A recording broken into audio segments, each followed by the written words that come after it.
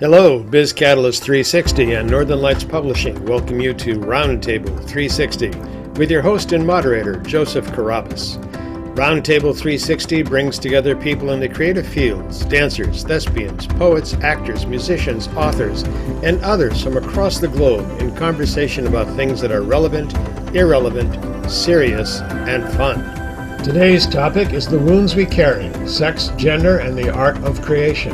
Our art is often intimately personal, a place where we can explore our identities, concepts of self, and our deepest wounds. Our discussion is led by award-winning, Ricing-nominated speculative fiction writer, Clarabelle Moray Fields. Today's guests include Creativity Guide, expressive and experimental artist, Sarah Bowden, author and apiary, Amy Almedo, and a host of others. Stay with us and enjoy. Hello, everyone. Welcome to Roundtable 360. The reason I'm smiling and trying to hold back the laughter is because I really botched the first opening, but that's the joy of this kind of thing.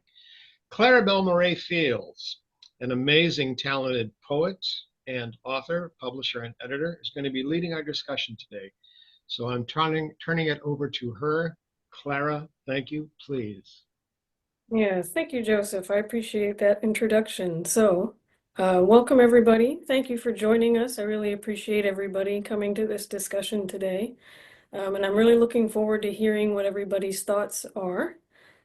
We have been talking about this maybe being the first in a series, since this is a big topic and there's so much to cover. We'll see. Hopefully that will be in the works. But for today, since we only have so much time, what I wanted to focus on today, at least for getting us started and dipping our toes in this bigger topic, is looking at how issues of sex and gender, whether that's our self-identities, our self-concepts, our expression, how those factors interact with and influence our art. I think many of us would agree that art is extremely personal most of the time. It's often very intimate.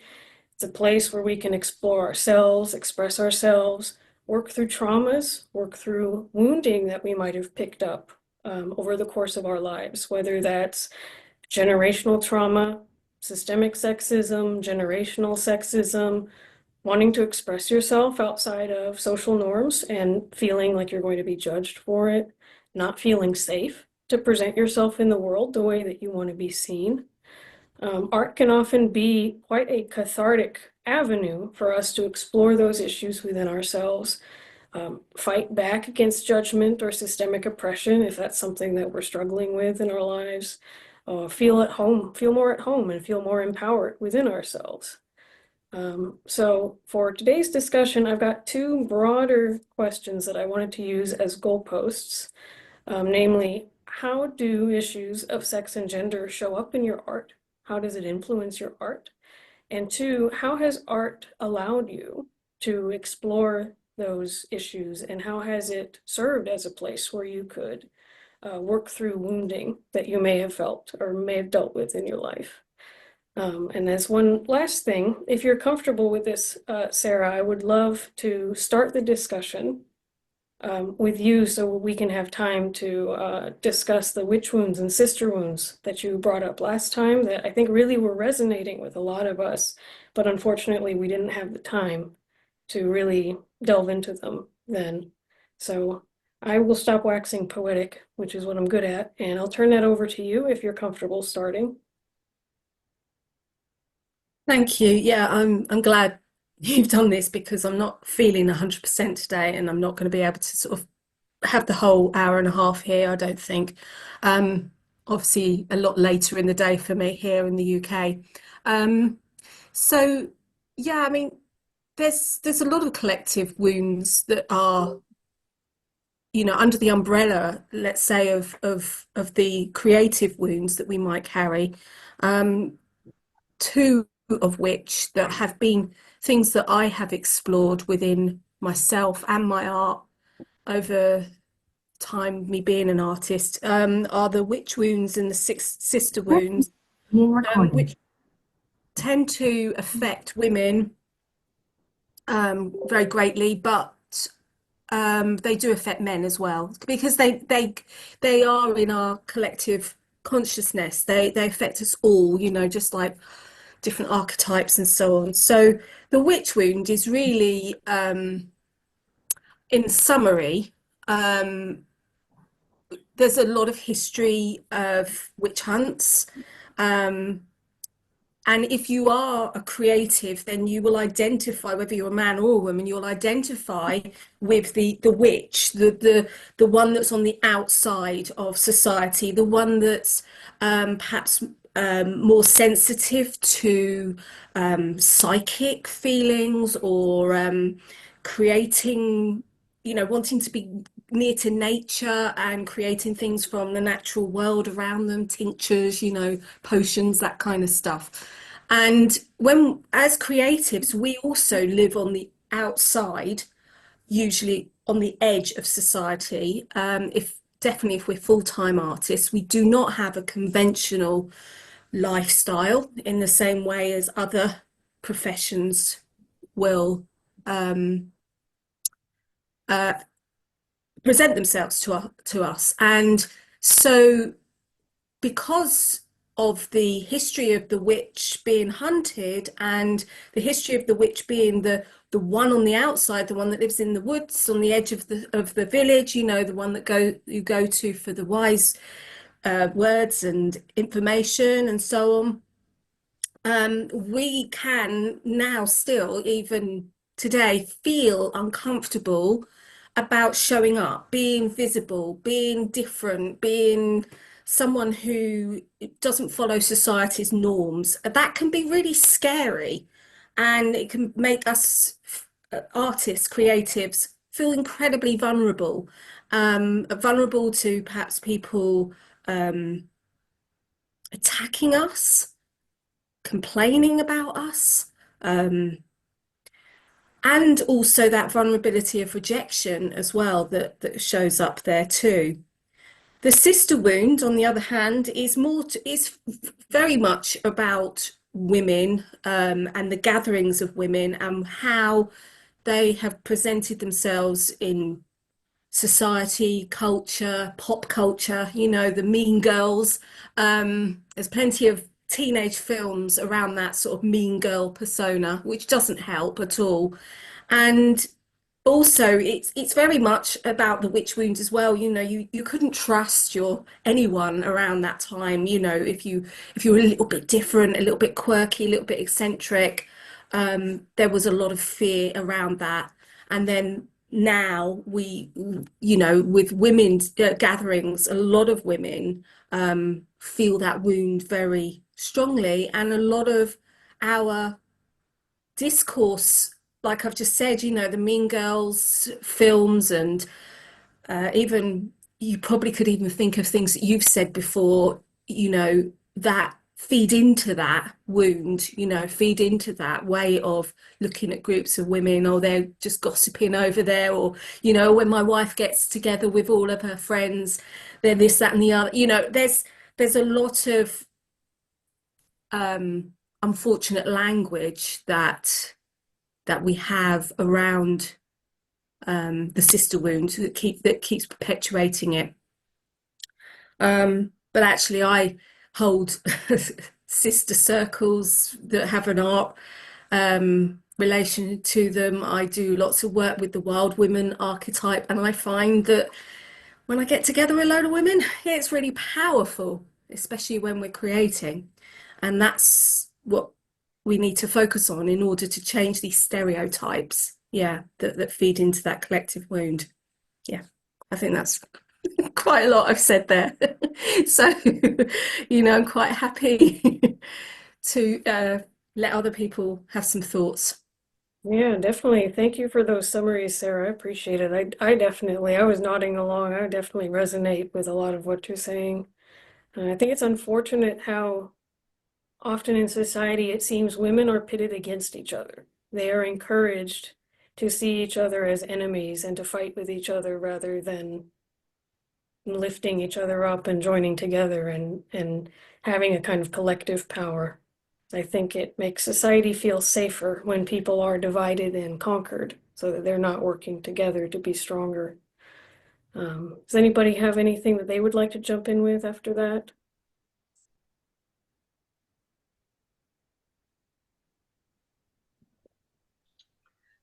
I want to first, Sarah, that was wonderful. I was squirming a bit listening to you only because some of the wounds you describe, I believe, are across gender. I believe everyone's felt them. But I was thinking about how Western languages have evolved around the concepts. And the most modern one that I can think of is a hen party versus a stag party, because the archetype of the stag is very powerful, unbeatable, Hern, the horned god, Jack of the Green. But a hen, unless you've been around hens, you tend to think of them as, yeah, you know, actually hens are pretty vicious, and they literally do create a pecking order, which I don't want to be part of. But it's it is so I'll use the term indigenous in our language, and it's indigenous, I believe, in all modern languages. The other side of that, with the witch wound, and I think going into the sister wound, and please correct me, I've worked in cultures where the cultures were not necessarily matriarchal, but the men were taught how to give birth. As a matter of fact, I've been trained in a ceremony that teaches men how to give birth, so that we men, I'll count myself as a male, we can be truly unashamedly creative, because that is a power denied to men, right? And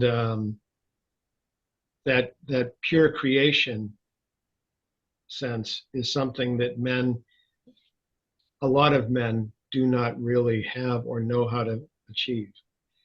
So I'm not taking away from your description of the woundings.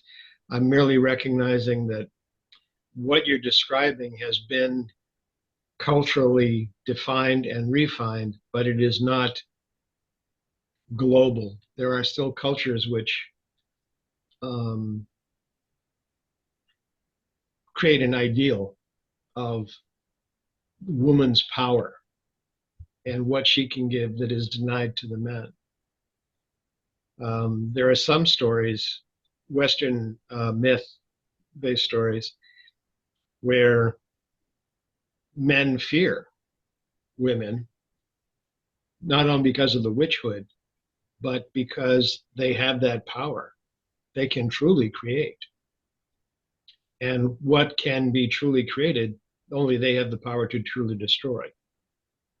Tremendous power. And yeah, I can totally appreciate that men would be fearful of it. Thank you. Yes, thank you, Joseph. Mark, would you like to jump in? I would like to ask a question. When you made the comment, Clarabelle, that and forgive me if I don't paraphrase exactly correctly, but that women are pitted against each other. I saw all of the women here nodding, so I'm just going to plead ignorance, and I'm going to ask what that's about, because I don't believe I'm aware of it.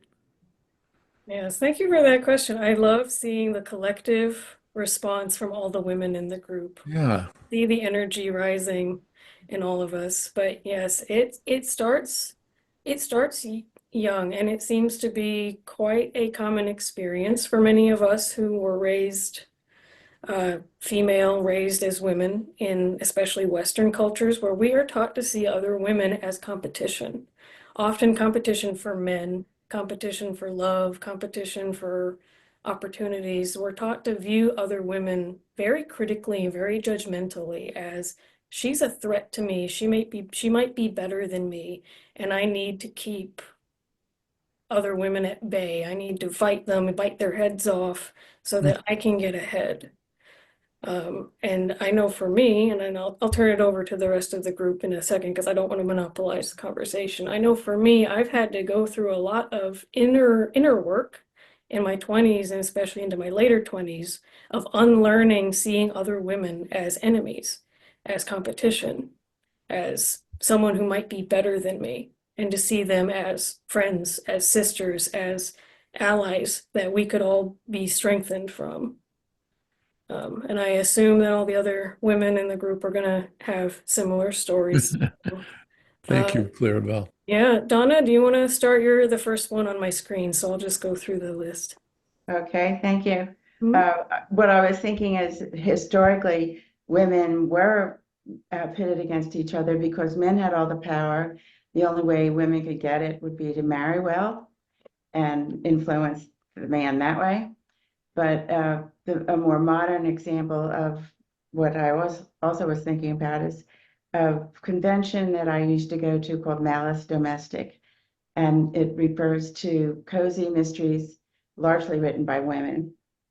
It was a place to meet agents and publishers and listen to advice from panels and so forth.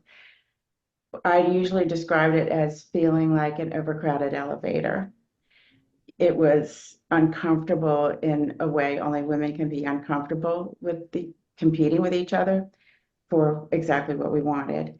And there was a breakfast put on by Sisters in Crime, which I can talk about later, meant to help women succeed. And I took a friend who wasn't published yet. And one of the other women said regarding my friend, what's she doing here? You know, that's just how it was. You know, they were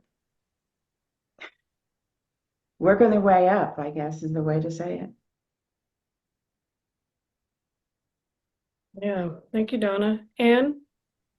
Yes, and to Mark's question about the ignorance and Clarabelle, when you mentioned competition, I always marvel how men can play a group sport. So in a very young age, I think they're taught to compete, and at the end of that competition, they all just kind of, slap each other's hands, say, great job, or whatever, and then they'll go out and have a beer, or they'll go out and do something, and the game is forgotten.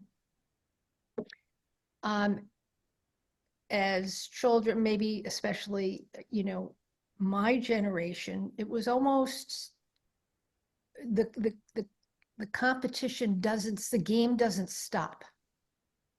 It's almost, I hate to use the word to the death, but it goes on intelligence, it goes on looks, it goes on capability, it goes on what you wear, it goes on how you style your hair, it goes on who your friends are, who your friends aren't. Everything, every single move or position that you take is an indirect and subtle competition. And there's no end of the game, and there's no, high five or whatever you want to call it, and you go out and celebrate together. There's and if you find those women, you keep them, because there's a lot of ridicule and judgment that goes on with that. And I think because we were influenced as each generation goes on, in other words, a mother passes that on to her daughter, who then becomes a mother and passes that on to her daughter, and so on and so forth. So it's a cultural thing. I think it's getting better. I would hope that it's getting better.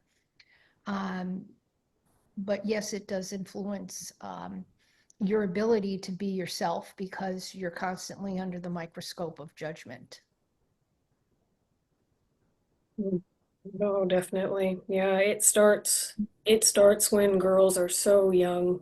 It starts when they're toddlers, as pretty much as soon as they're as soon as they're conscious, I think, and follows us throughout our lives. Yeah, Right. thank And you. even, we have grandchildren, and one of the things, I didn't mean to interrupt you, but Mhm. there's percentiles, like my child falls into this percentile, which is either lower or higher. And they're Mhm. infants, who walks first, who talks first? Are you tall? Are you in your percentile for that? And oh, if you're not in your percentile, and maybe they do it for both children, but I think Mhm. it gets that type of judgment gets carried on for women. Mhm. No, definitely. Yes, definitely. Amy. Um, so first I would like to say that, and you're not usually here, I don't know you very well, but the other three ladies that are here, I think they're beautiful women. And that is one of the reasons that I return. And I think that about you too. I just know them better. Um, but I have told but I have a son and a daughter, so I got to try my theories out on both sides of this thing. I always told them that beauty's on the inside. And when I would see a beautiful person, male or female, young or old, I'd say, "Oh, look, they're beautiful."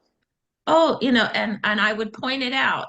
Whereas a lot of the moms or the dads or whatever, when they see somebody beautiful, they want to point out what's wrong with them. Oh, look at that person. They must have a bad attitude. Oh, I don't like the clothes they're wearing. Oh, maybe they want to point out a deficiency instead of just saying, "Hey, you're beautiful." And I call both my children, I call them babies because they are my babies forever. And I call them beautiful babies because they are beautiful on the inside. And I don't distinguish male or female, and they aren't offended by it. And they grew up that way.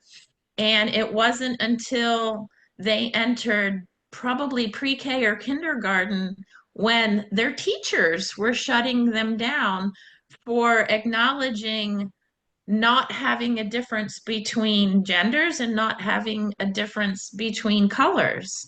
And I was very upset because I purposefully didn't label things as young or old or the gender or their color. And then when they went and learned those things, I was kind of upset. Like, how do I overcome this obstacle of the rest of the world trying to put that on my children?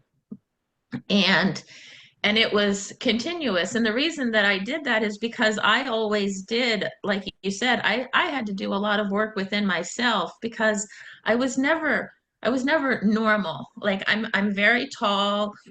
I was surrounded, I was blessed to be in a very intelligent family, but when you're in a very intelligent family and people don't agree, it's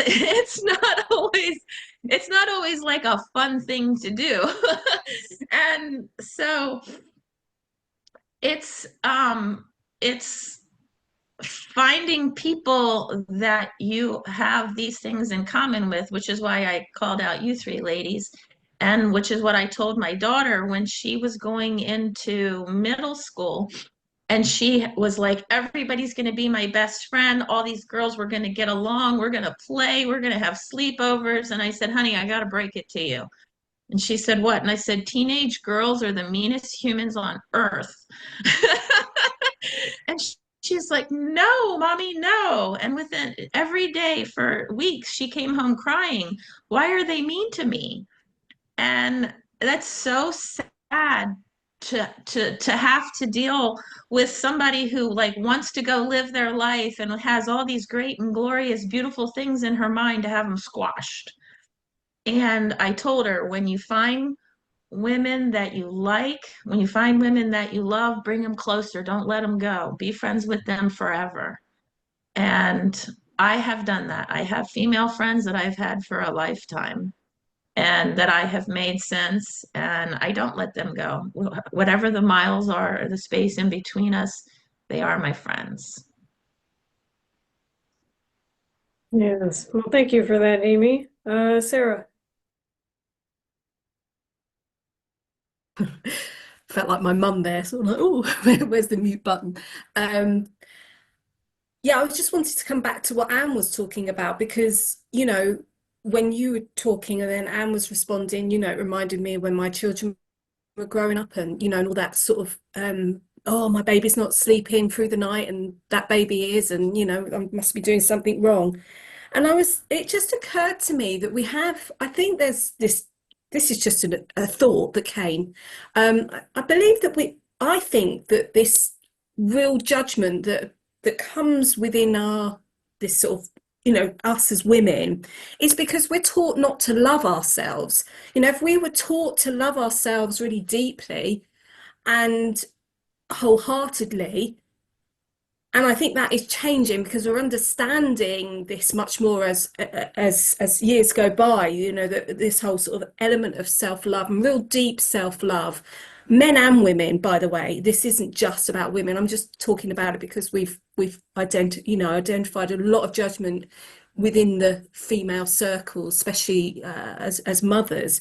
And I just think if we were really taught to absolutely love ourselves unconditionally, we would have less judgment. I'm not saying we could, evaporate all judgment, but I think that we would be less concerned about what other people were doing and more just concerned about what we were doing and be okay with doing it the way we want to do even if it was different to, Mrs. Jones down the road, or, I just think that we're certainly from my point of view, and when I see other women, we're so worried about what other people think of us. So worried about what other people think of us. And I know when I'm really worried about other people think of me, I will hurt myself really badly and, inwardly, I mean. And then I might start criticizing other people to try and make myself feel better. So it is kind of like a thing, I think, that comes from this, the patriarchy, the lack of respect from women, because that hasn't always been the case in the Western world. We have our stories to prove, our cultural stories here in the West, just like indigenous, you know, tribes have their stories. We had them and lost them. And those stories tell us that women were the keepers of the earth. They were respected. Men were the guardians of this beautiful feminine power. They weren't frightened by it. They guarded it because they knew it was so beautiful and potent. And I just think that perhaps if we were more of a storytelling culture and oral storytelling, I mean, and pass these beautiful Celtic stories through our Western world and European story, folk tales and things, we would have a better understanding of our place in society, and we wouldn't be feeling those years of disrespect. Anyway, just some thoughts. Yes, definitely. Thank you. Amy, do you have something you'd like to respond with? Yeah, well, this goes along with what Anne was saying in sports. I mean, yeah, like the best athletes that are guys, they're like best friends. It doesn't matter if they're on opposite teams. Check out the end of a football game or the end of a baseball game. Men from opposing teams, they go out and hug each other, good game, great game, let's go grab a beer. Women would never do that. I went through that my whole life, and it was really sad because I thought, well, if we could all be friends, we could get to the championship all day, every day, because we would work together. Um, and what you learn as a child transcends into adults. And a friend of mine's husband was in the Navy. He was stationed on submarines for many years. And the first two women that were allowed to be on a submarine, I'm assuming this is about probably 20 years ago now, but it took a really long time for women to earn to go work on a submarine. You're in closed conditions. From what I understand, it's a very difficult transition to go down there.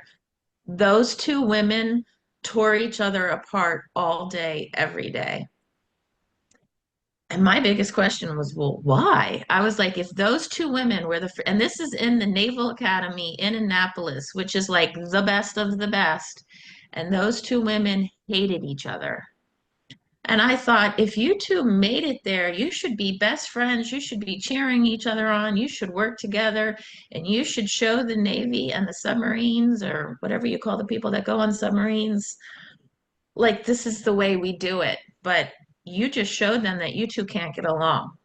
What would make them want to invite more and allow you to come back?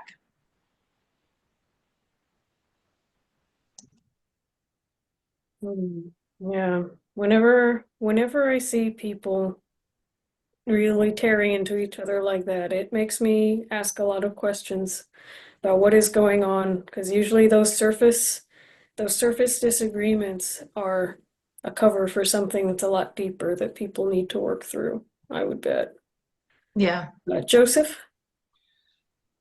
Fascinating conversation so far, and I'm sure it will continue. I didn't mean to minimize it there, but I'm very curious. The statements have been about women in sports, and I'm very curious to know from the women on the panel, do you have that experience with art? Because I know fellow authors who are giving and loving, and whatever you need, I will do everything I can to help you. And I know authors, and I won't even use the term fellow, I know some authors who are get out of my way, and I will bury you. And God forbid, one author asked me if I would critique their book, and I read their book and I said, I really can't, because I'm not going to give you a good critique. And they were so incensed. They were enraged. I didn't know what I was doing. I didn't know what I was talking about. All of which was probably true. I won't deny any of that. But I'm very curious if that experience that you're putting into sports exists in your art. Thank you. Yes, thank you, Joseph. That's a great question. Sarah, do you want to start off? Yeah, I mean, I've not really experienced it in my art, and I've felt very supported by all sorts of situations that I've been in. I think maybe it's different with sport and art, maybe because women's sport is not really represented on television as much as men's. It's been very downgraded. It's not something that's encouraged in young, or except I'm talking about my generation. I mean, I wasn't really encouraged to be sporty in the same way that, say, had I been a boy, it would have been, because boys play sport and girls didn't when I was younger. I think art is slightly different because a lot of girls are, encouraged to create, but there will always be competition. I mean, there's competition with men. I mean, in corporate situations, dog eat dog and all that kind of stuff. There's many men that are walked over, and treated like shit, sorry, excuse my language, for the other person to get to where they want to go to. I mean, there's competition everywhere, of course there is. And there's always going to be people that have your back and people who don't want to see you successful. I can see that it happens more in places where society sees something that isn't, sorry, I'm just being told to lower my thing. I didn't mean to. I just can't talk. I don't know how to do it. I'll have to do it afterwards. I can't think. But I've forgotten what I was going to say. I just think that you get more bitchiness and more uncomfortability in places where women aren't meant to be, like culturally, women aren't the sporty ones. Culturally, women aren't in business. Um, and that's where you see a lot of that competition. Whereas women, it's okay to be arty, creative, because, that's a sort of a girly kind of activity in inverted commas, or, they're meant to write poetry and daydream and write and stuff. I'm not saying it doesn't exist, but I just think it exists more in places when women aren't meant to be there, or they haven't been there for, thousands, hundreds of years or whatever. Yeah. Yes, thank you, Sarah. Anne? So, Joseph, use sports. Yes, we were talking about it, but I think if I could clarify, it's being used as an example of that everyone could easily understand about some of the idiosyncrasies of the competition. And related to art, if we were to take that and relate it to art, I found in my experience that in the art world, people were very sharing. When I say people, that was both male and women. It didn't matter who you were, that they were very supportive. What I did find, however, and I'll use the example of literary women changing their pen name to a man's name, is now we talk about the business end, the saleable end. If you were to go to an auction or you were to go to an art gallery, I think that art would be a little more saleable if you or your work would be accepted a little easier. And I hate that, I'm kind of, and Mark will attest to this, I just try to be a person. So, now I'm going to segue to the construction world because I'm a designer and that kind of art in the business world. I think you just accept the limitations and take them as challenges. No one should be a victim of their sex or their age or their preferences. I think it does us service to recognize where those deficiencies are, and that, people are not going to treat everybody the same. We could wish that they would, but they're not going to. And take the challenge and be able to be accomplished, no matter who you are, where you are, how old you are, and whether you dye your hair pink or purple or green or brown. If you can do a job and you could be artistic about it or articulate, I think you just have to fight your way and set the example. Because if we don't set the example, we're just going to repeat the issue. Yes. Oh, yes. Thank you, Anne. Amy? Yeah, and I think the way that you broke that up was perfect. Because for the most part, the arts, whether, whatever the arts are when we're younger, if we're not trying to make it a business, yeah, people are like, oh, that's awesome, that's wonderful. But when you try to make your art form into a business, into a money-making situation, it changes the whole game. And sports and construction and business and corporate stuff and everything like that, there is definitely a bias, which is a perfect thing for an obstacle to overcome, which is what I did most of my life. 2 years ago, when I purposefully left that world because it was killing me, literally killing me, and I decided that I was going to be a writer and create a retreat.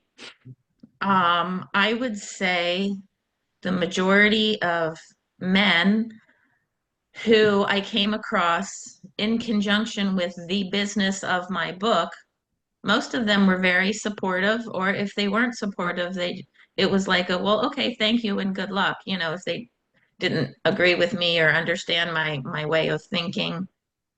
The women that I dealt with were absolutely scathing and nasty and attacked me, or they tried to be very kind and considerate and helpful, but their guise was, oh, well, we're going to help you, but you're going to pay me. So they were trying to either destroy me or have me pay them. And I only came across one man in 2 years that did that to me. And I was very taken back. I was like, wow. You know, when the women did it, I kind of expected it because that's how it's traditionally been for whatever realm of my life I was dealing with. And while I didn't like it, I was just like, okay, I should have expected that. So, and it makes me sad because my story is all about adversity, and I wanted to adversity and then healing and then living into your purpose. And I wanted to meet other people who had the depth of pain and adversity that I did. And thinking that if I found these people with that depth of emotion that had found their purpose, I thought that I would have so much in common with them. And when they were the ones attacking me, it was like a different level of attack because it like I had shared something so deep inside of me and so painful, and to have them attack that part of me was just uncalled for. So I think Donna might be able to talk to this because I think Donna has had similar experiences. Yes, thank you for sharing, Amy. Did Sarah already leave? I think she already left. All right, well, I hope she feels better. If she watches this back, I just want to reiterate, I really appreciate your contributions, Sarah. We've all really enjoyed hearing what you had to say today. I hope she feels better. Donna, do you want to go ahead? Sure, thank you. First of all, I hope our gentlemen speak up and talk about how their gender works in their art too. I'm interested.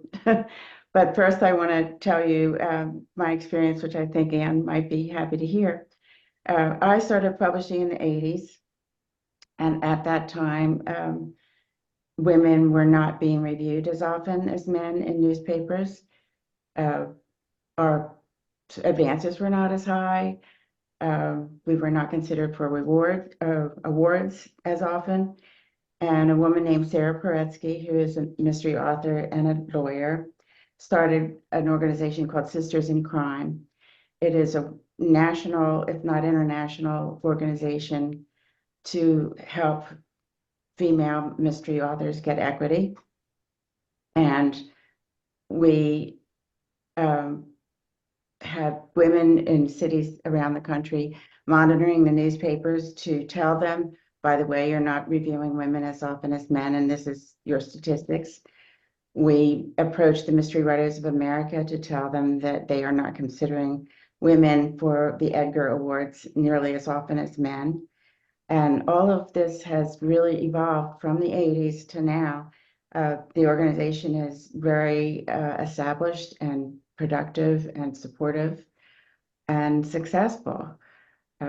I belong to a local chapter that meets every month, and we have speakers that are absolutely fascinating, and we support each other very well. And I think a result of this is if you watch television mysteries, it used to always be macho men who are the leads.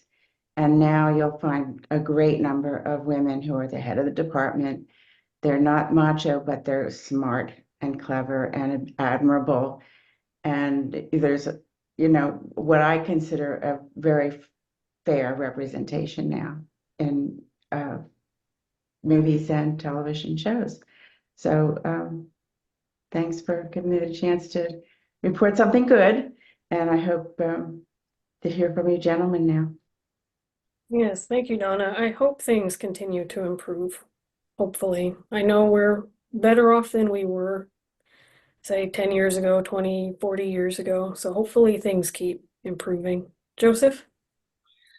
The first thing I want to comment on is a phrase that Anne used, which I think was just wonderful.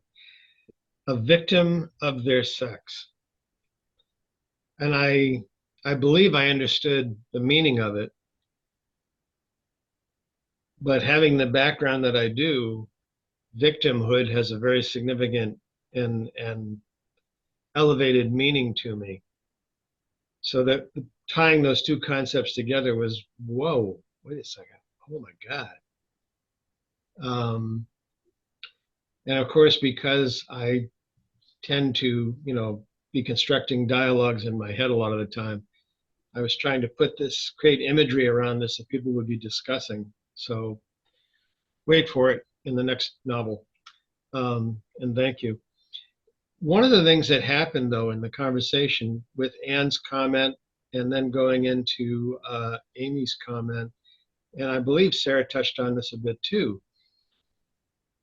was when art becomes business, when art becomes a matter of, and I'm going to use the term economic advantage. This is just purely me. I have a real challenge with market becoming involved in a conversation of art. Do I recognize that women have not had the advantage in any field that men have had? Yes, no question about it. There's no question in my mind about it.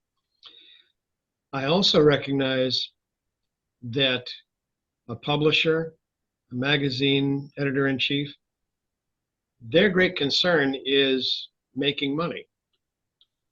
And if they put a woman's story on the cover, or if they publish a woman, they want to know they're going to be able to make back better than their return. The ROI, as they say, is going to have to be there. So that is, a kudo to Sarah Paretsky, I believe, who got the word out about you people aren't paying attention to the women authors. I also think it's worth noting that Citizen Crime now allows men to come in. So, Brothers in crime. yeah, we do sit in the background and be quiet, but we're there. How's that for a sexist comment? Joseph, can I ask a question of you? Of who, me? Yes. So I know a lot of your teaching, a lot of your life skills, your life wisdom has come from men and women. And during our prep session, you talked about how your left hand and your right hand, which is male and female, how somebody told you that they were switched. And so I'm wondering how that, well, first, if you could describe it so the rest of the group knows what I'm talking about, in your words, not mine. How has that changed your perspective of the arts and your value of men and women? Okay. I would appreciate if someone monitors me and tells me when to be quiet. For one thing, I have always favored being around women rather than men because women talk about stuff with the objective of understanding and getting it done. Men talk about stuff to determine who's going to piss on it first and who's going to piss on it last. Sorry, guys. I'm just saying from my own experience. When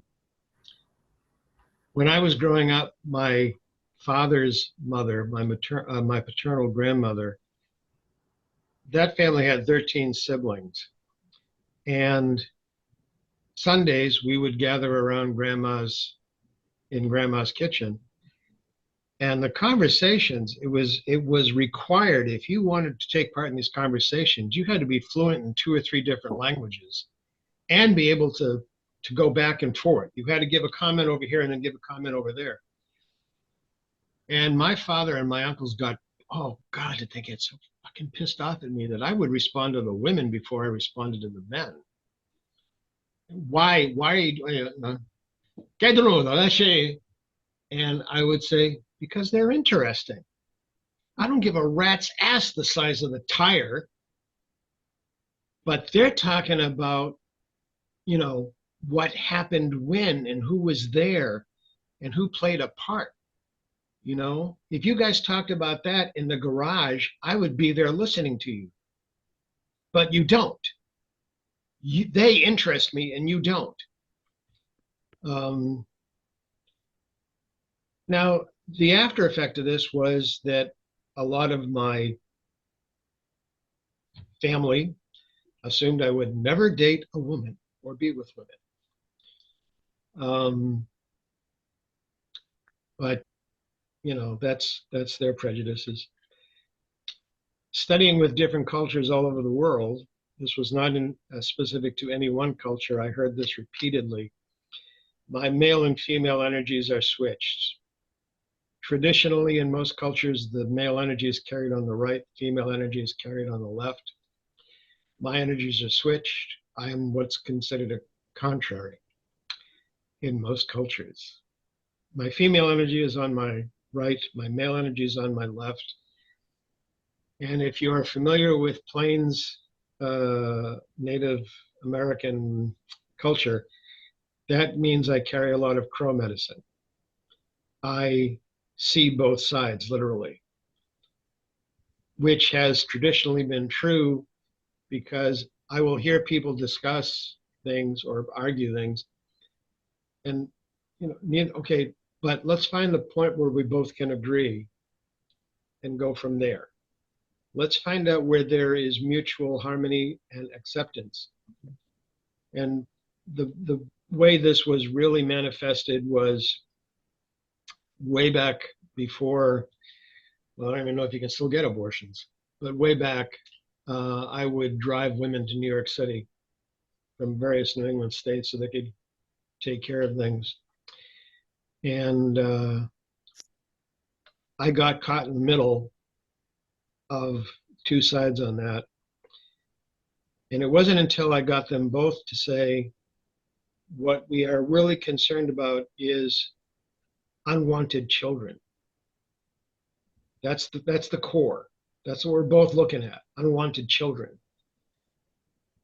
So how can we both agree to do something about that issue? At which point people actually began talking to each other. So that's one of the ways I manifest that.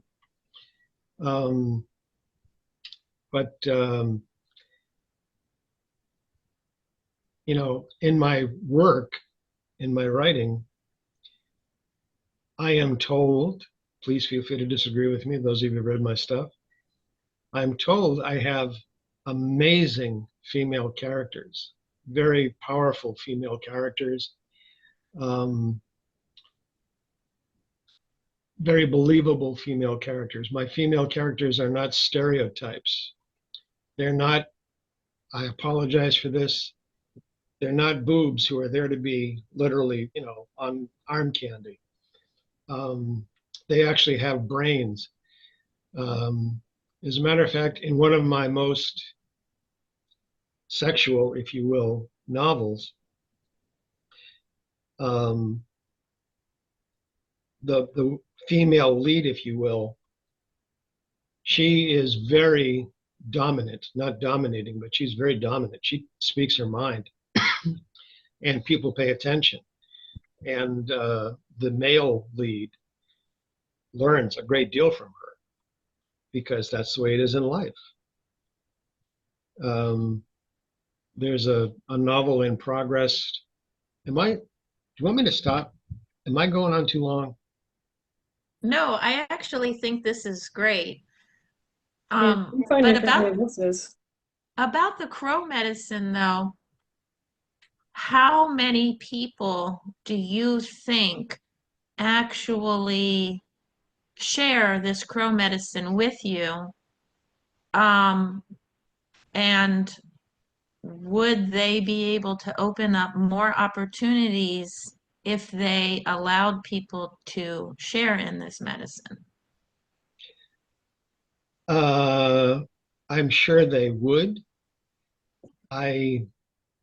It's one of the things I teach people how to do. But I also realize it's a challenge for a lot of people because to be willing to switch sides, if you will, requires a willingness to accept what is traditionally in psychodynamics called the other, and are willing to give up what one is, what one has. So most people have a great deal of difficulty um, becoming the other. It works well for me because to write a lot of the stuff that I do, I have to become the other. I have to become, people tell me that my antagonists are really rotten. How do you create a character that bad? I become a character that bad for like 15, 20 minutes. That's how I do it. Fireball, you were saying something. I didn't mean to cut you off there. Well, you're fine. I was just saying I'm enjoying listening to what you have to share if everyone else is doing okay. I wanted to also welcome Ken, Liz, Conrad. If you're just joining us, we are talking about how issues of sex and gender interact with our art. I'd like to go to Mark since he's been so patient, waiting for his chance to speak. Mark, did you have something you wanted to share? Thank you. I do appreciate that. But if Joseph, you have more to share, I'm listening as intently. Okay, thank you. I'm thinking of two things actually, and well, first I want to say I am not mindful when I'm writing of being male, which doesn't mean that I'm not unconsciously writing as a male or projecting male energy or something. So I may be, what I'm about to say may reflect male energy. I think it was Anne said, ultimately we're just people. Each of us is just a person. So I thought of two things actually. One is something that you, Joseph, said to me once that I think is absolutely brilliant, which is that, and you could put this in context if you want. You have to be willing to eat alone until someone finds your table. I just love that. And so throughout the conversation, but especially when Anne said what she said, I was also thinking of musical notes because musical notes don't do or mean anything in the absence of other musical notes. And no sense is created by them unless and until there's another note. So for example, if you play a note, pick one, and you play a major third up from that note, that's going to be a relatively happy sound. If you play a minor third of that note, that interval is going to strike us, at least in Western music, as sad. So I think what we experience is largely contextual in that way. And I think the way in which we respond in those contexts will determine the extent to which we're successful or recognize that we're not going to be. And absolutely does not need me to defend her. But I have seen situations, especially in the commercial and residential design work that she does, in which she has simply been dismissed or ignored because of the accident of her being female. So that's all. I don't even know if that makes any sense, but that's what I wanted to share. Thank you. Mark, before you go, I'm not going anywhere, actually. before you stop speaking and put your hand down. Okay. You said one time, so you've had many different life experiences, and you are a mature man now with your wonderful gray beard. But you told me, or you told the group, it's mature, you guys. Yeah, okay. Can I just interrupt something?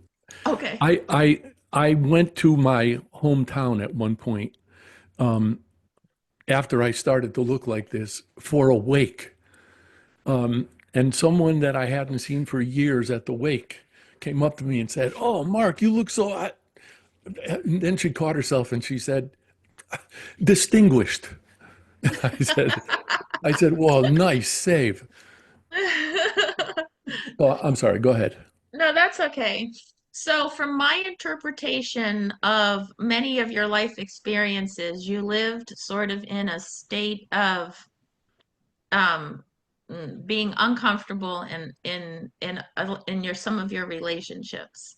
Mhm. But you specifically said that when you met Anne, it was sort of like everything came together. So like you just said, you had your table set. Your balance of male and female energies is your balance.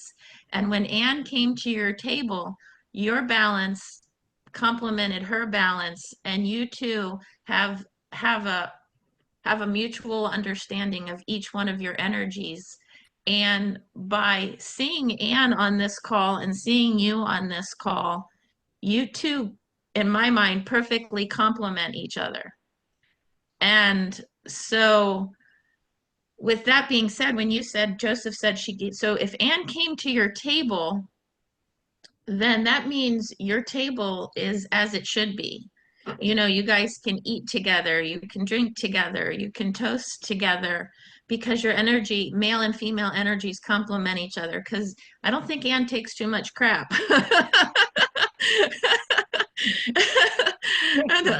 And I'm just saying Yeah. that you are from Connecticut and you're Irish. So, first of all, I very much appreciate what you just said. Yeah. I said to Anne once, it did not take me 60 years to find you. It took me 60 years to be able to recognize you when I did. And because I had a great deal of growing up to do. But I would also say that I recognized in Anne right away, particularly in her eyes, she wasn't on some kind of mission to try to make me happy. I mean, I can take care of my own happiness. And she that wasn't part of her agenda. As a matter of fact, I saw right away in her eyes that she didn't have an agenda, which just sort of put the whole thing at ease. And I just want to share one story with you, and I dare you to deny this. Before we moved, my office was in the basement. So I had come upstairs one time to get coffee, and Anne was absolutely ripping into somebody on the phone. And it ended with, just before she hung up, "I'm personally offended." So my sense of this conversation is it had to be a relative or a very close friend. So I let her take a breath or two, and I said, "Who the hell was that?" And she said, "Oh, it was the cable guy." So yeah, I will say that, and I recognize that Irish people too have their temperamental quirks, but Anne will say on occasion that her Italian comes out. Yeah. I would just like to disagree with one statement that you had, Mark. You Yeah, go. said Anne had no agenda, and that's a lie because if you two had no agenda and you looked in each other's eyes and you saw each other for who you were, your agenda was love. I'm going to accept that. Yeah, so thank you for sharing that story. It was beautiful. Rick, I know you've also been waiting very patiently. Do you have something you'd like to share with us? Well, only that I appreciated when you said that maybe the men should chip in and add something. Um, I really felt, I'm taking notes, I really felt that I had more to learn by listening than really much of anything to add by telling. I will say that uh, I live in Hawaii, and in Hawaii, Caucasians are the minority, but still they have the power, especially when I moved here over 40 years ago. Um, and a number of my friends are non-Caucasians, and hearing their experiences, which are so alien from mine, of being treated differently by the Caucasian power structure, is just eye-opening and just is baffling. And I am pretty darn sure it's the same thing for what women go through. It's something that I really have never experienced, and it's fascinating is almost the wrong word. It's sad to hear what women go through all the time. And of course, we know in other cultures it's even worse. But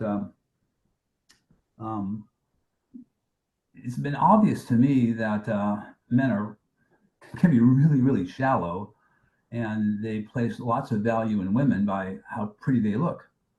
I mean, I'll be honest. I remember being in kindergarten, and even then in kindergarten, where it's ew boys, ew girls, all the little boys knew who the prettiest girl was. And even though we weren't supposed to like girls, we thought that one girl, she was really the prettiest, and it was sort of understood. And I still remember her name to this very day, a little girl from kindergarten. But in terms of gender and art, I'm not going to really talk very much at all, because I think we're going to be doing this topic more and more in the future, and I think we really should. I was really thinking about it. What little I write, I'm not prolific. It's always, from a male perspective. My main character is a man. Once or twice, it's in the first person, and the one novel I wrote, I'm thinking about it. I do have one main character is female, and I think she is pretty rounded, so I'm happy to report. But I really only have one female character, and maybe that's just a problem I have, coming from a male perspective. But that's all I had to offer, and I really want. Mark, can I ask Rick a question real quick? People keep on talking about it, and we'll have more of these roundtables in the future. Oh, Mark, can I ask Rick a question real quick? Yes, absolutely. Feel free. So in Hawaii, one of them, I believe the most beautiful goddess is Pele. And Pele is the goddess of the volcano, her and her sister are responsible for creating land. But when she gets angry, she's also the goddess responsible for destroying the land. And so if you could take away your haole concept of female, yeah, well, they say white people say haole, but it's technically haole, which is Okay. another distinction. But if you took away that concept and you looked at it from a Polynesian concept, Pele is just as important as the gods, because the gods are the ones who beckon the creatures from the ocean to come onto the land. But Pele and her sister created the land. So you've been in Hawaii for a long time. So do you find yourself being torn between the Polynesian view and I guess maybe I don't even know if you could call it European view, white people view. I don't know. I don't know what else to call it. Not people that are not of the land. All I can tell you is from my perspective, in the Polynesian and Hawaiian cultures, women tend to be really strong, much stronger than traditional 1950s Leave It to Beaver American culture. So that's my one observation, living here, for what it's worth.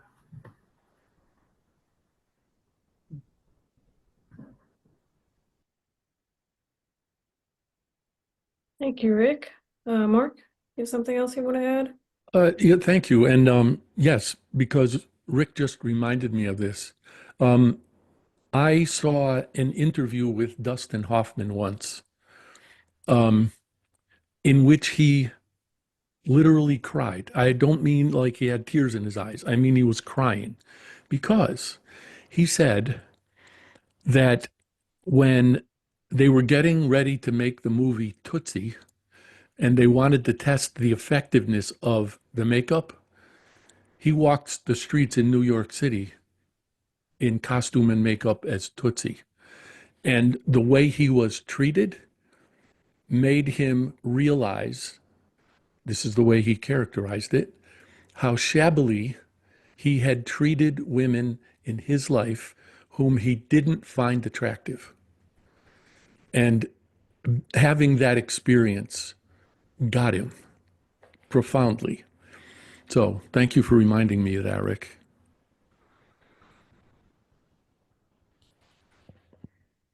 Yes, thank you for sharing that, Mark. Okay, Joseph will be right back. Okay. Would anyone else like to add anything? I know at this point we haven't heard from Ken or Liz or Conrad. I don't want to call any of you out. If you want to just sit back and listen, that's fine too. But would any of you like to share anything? Yeah, I'll just comment. First of all, one of my favorite exchanges in the history of my profession, which is psychology, was between Sigmund Freud and Karen Horney. And they were talking about penis envy. And Horney's comment was, I'll admit to penis envy if you'll accept the idea of breast envy. And I think that what we really have to remember is that life is about conflict and envy very much. And that the goal for me, and when I think about gender and art, for me, it is to marry yin and yang, to find the balance. I think we're all of us dealing constantly with entropy. Okay. I don't care if kindergarten, who's the prettiest girl or who's the fastest boy or what. We're always in conflict. We're always competing.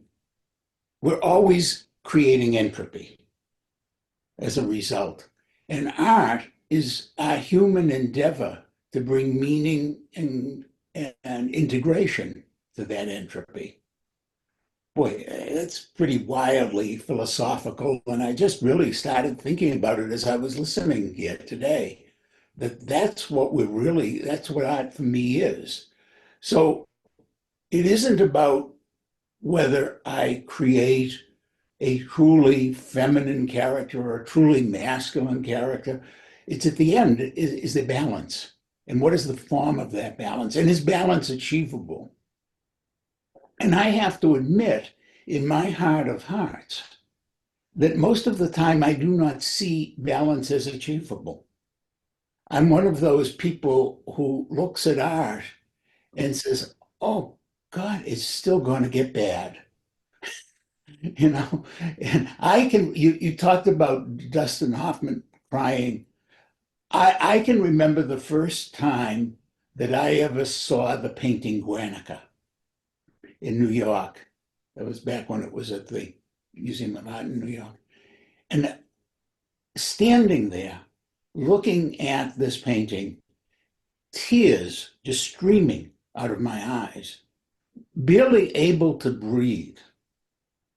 And I realized that at that moment that there isn't a balance. There's only this death, this destruction. And how do we rise above it? How do we deal with it? And I think constantly that when we talk about gender, when we talk about finding gender in art, what we're really talking about is the opposition that we as human beings to that sense that entropy is always winning. It's always going to shit. And we, poor human artists, just keep striving and struggling to put it back together before the next explosion. Anyway, that's what my thoughts were. Yes, thank you for your insights, Ken. Liz? Yeah, a couple of points. One is, and I apologise if we've already talked about this, was I was interested because Joseph and others said about writing female characters and Rick did. I just wanted to know how many have written their main characters of both genders and how many of us here just stick, if we're writers, stick to one gender. Because I know I've written main character of both genders. I'm just wondering, because I think my theory is in some ways it's easier for women to write male characters than it is for men to write female characters, because everything is all done from the male perspective. We grow up thinking about the male perspective. So I think in some ways it's much easier for women than it is for men. The other thing was I recently read a book, whose name entirely escapes me now. I think it was called Monsters, but it was talking about basically how many great male artists of whatever media they are basically total bastards, and that is completely acceptable, and that, you know, it's seen as part of, if you're a great artist, of course you're going to be a bastard.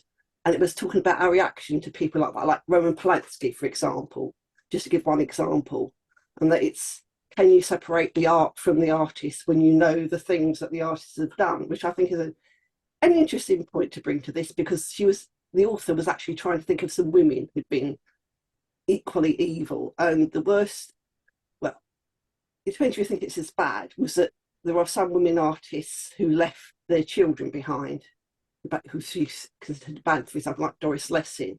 And she was saying, well, that's just as bad as what the men have done. And I thought, yeah, I'm not, it depends on your point of view. I'm not sure it is quite as bad as some of the things that the male artists have done. But sorry, I'll shut up now. But I would like to know how many artists here or writers have actually written characters of both male and female. Yes, thank you, Liz. I would love to see a poll with that information. I think it would be really insightful.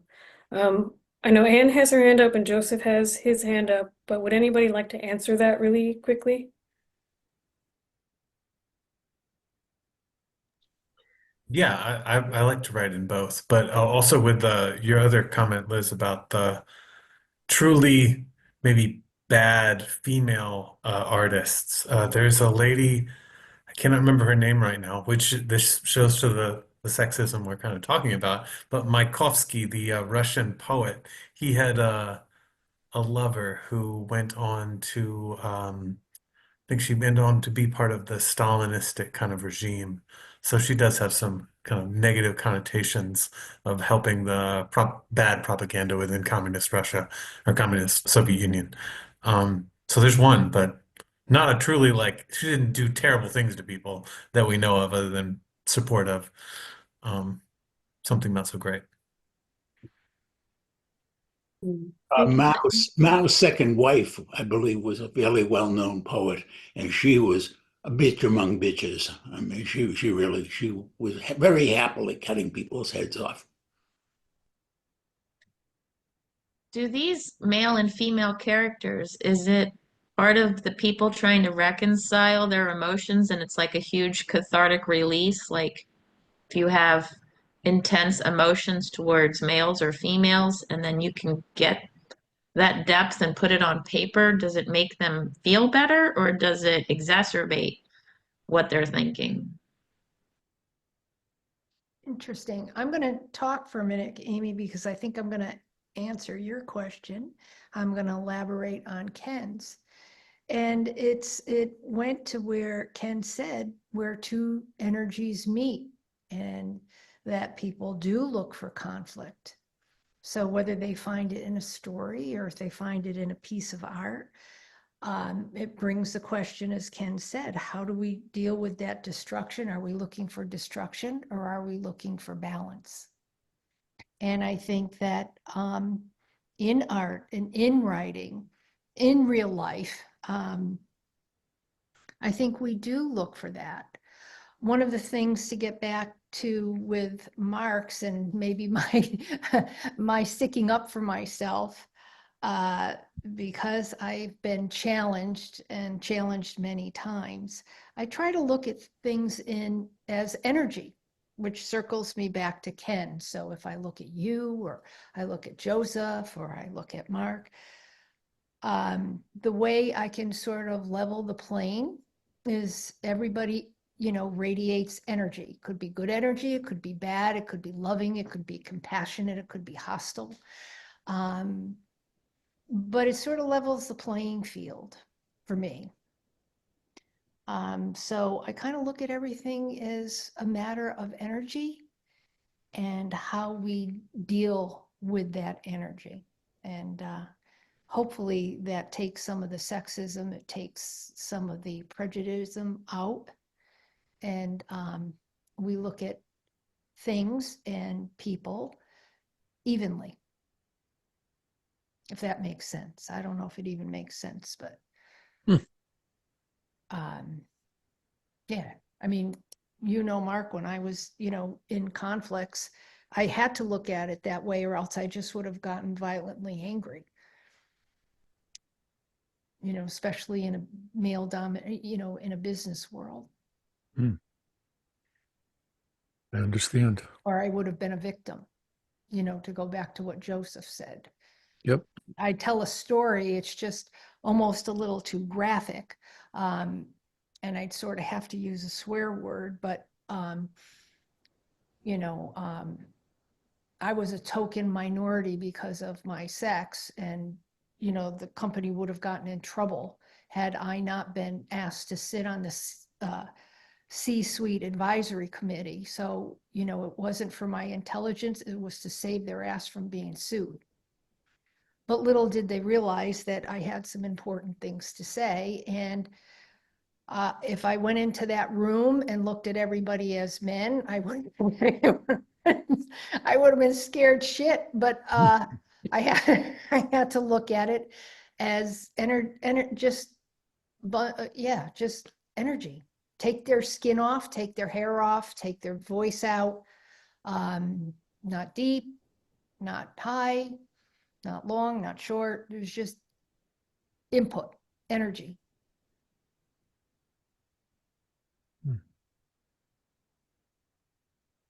I've been in those situations, Anne, and I completely understand. I worked in the corporate world for a long time. Yeah. Yes. And I'd like to ask you why you use the word energy and not information, which sitting in a committee room exchanging ideas, it's just struck me that the notion of making it energy is kind of powerful. Yes, because information doesn't have emotion. So it's the energy of how that information is given. So if I said, I'm trying to think of something, the cat meowed, or I said that cat meowed. There's an energy behind there which goes beyond the information. So if you were to relate that to like characters in a story, you give them life, you give them energy. So to me, it's different. So Ken, I don't know how you feel about that, but like you said, when you looked at a painting and that evoked all that emotion, that painting didn't have colors or information on it. It had energy that came out and grabbed your soul.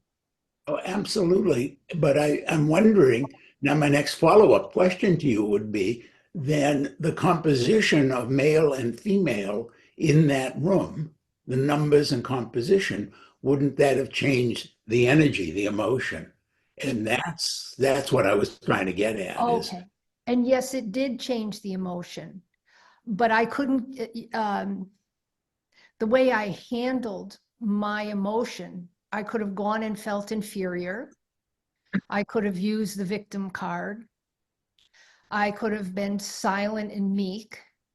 So I just sort of took people's energy and then gave my own.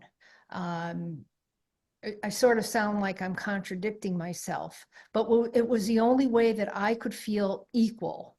I mean, And could I give a metaphor for what I think you're saying, and then you can tell me if I'm right or wrong? okay. So if we're talking about art, Yeah. and you're a muse, and the muse is playing music and luring the rest of the group in. Some people are going to listen to it and they're going to come closer, just like you're like a mermaid on the rock or something, and you're luring these people in, not in a manipulative bad way, but you have information that you need them to have. So when you're playing that music and you're in your power and you're bringing those people in, some people are going to listen to your information and some aren't. But if you can, the way I looked at it is, if I could get the leaders of the C-suite to listen to my music, all the other people listened as well. So it sort of is an art form. When you go into that meeting and you have information that you need them, the muse inside of you like can grow and can expand. And then when they hear your music, the other people will follow. I don't know if, not in a manipulative way, in a I'm preserving my job and giving information kind of way. I don't know. Yeah.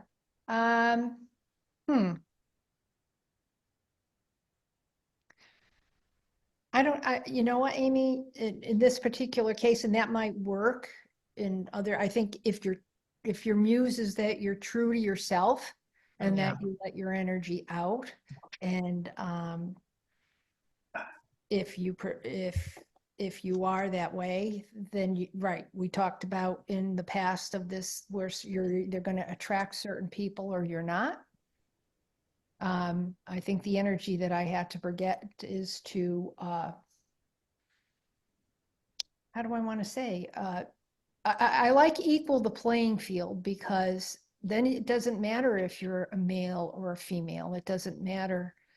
It just matters for your talent. I don't know.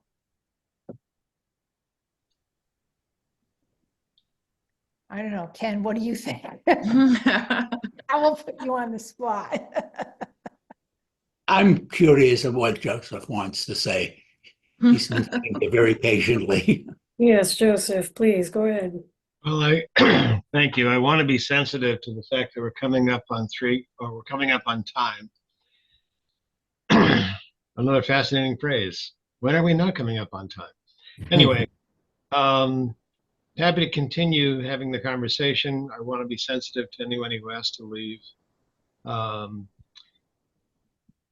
That being said, to address something Liz brought up,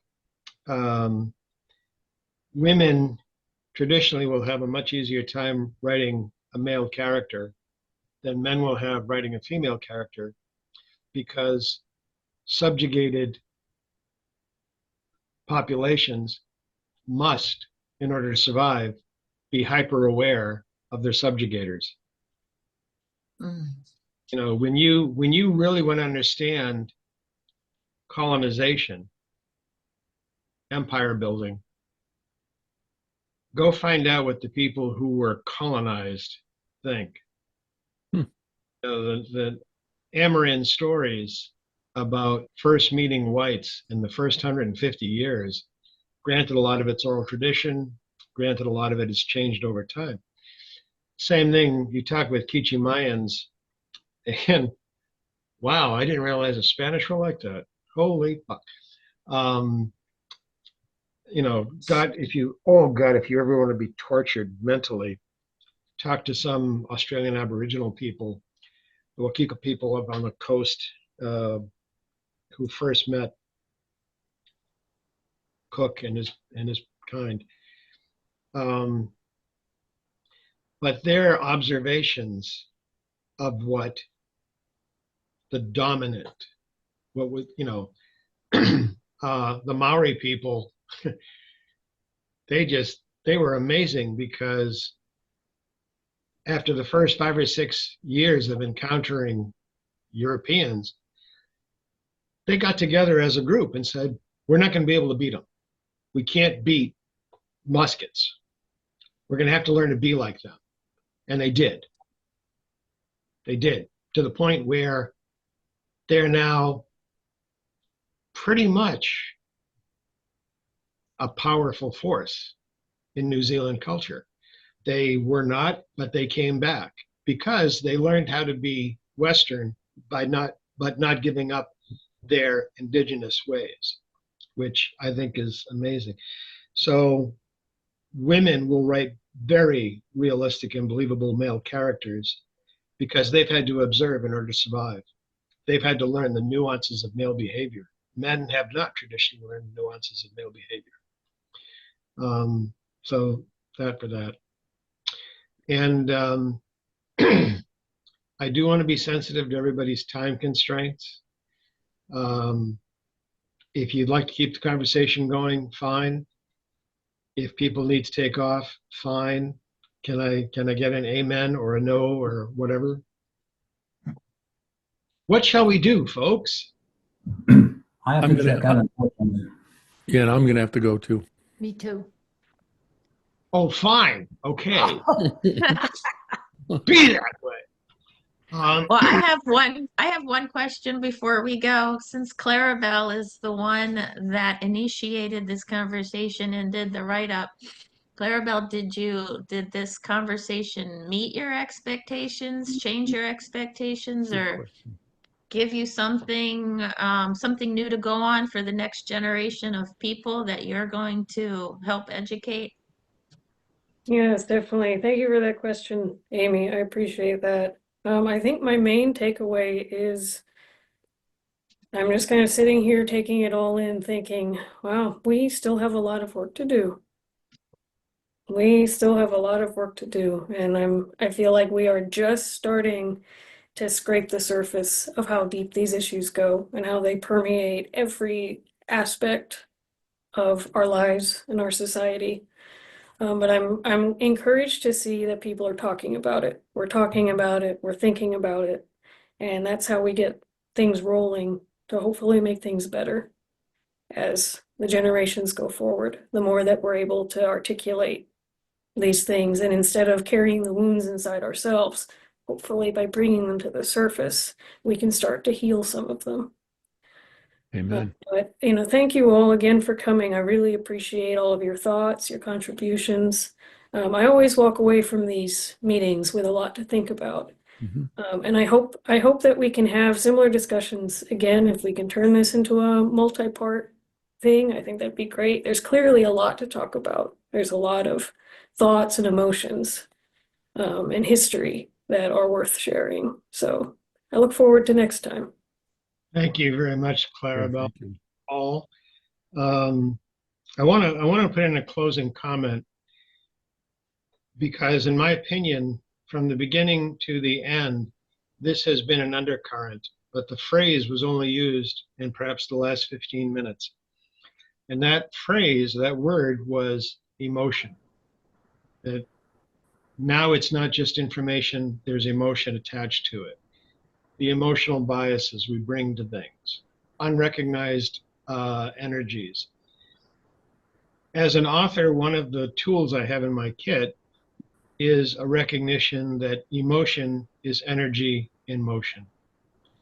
Listening to today's conversation, listening to the comments that people were putting forward, I could feel inside myself the energy moving around.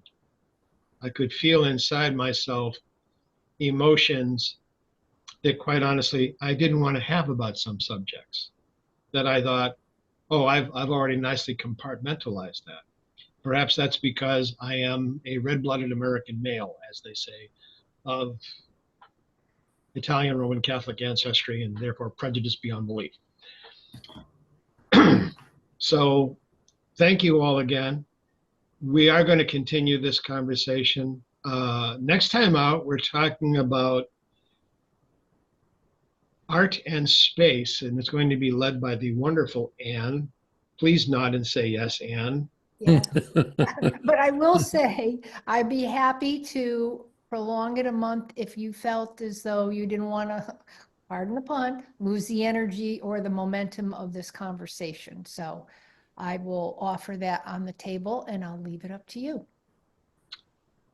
Thank you very much. To our listeners, watchers, viewers, please do remember we do these sessions the last Thursday of every month. They start at 1:30 p.m. Eastern Time. Please check to see what that is your time. Clocks change back and forth.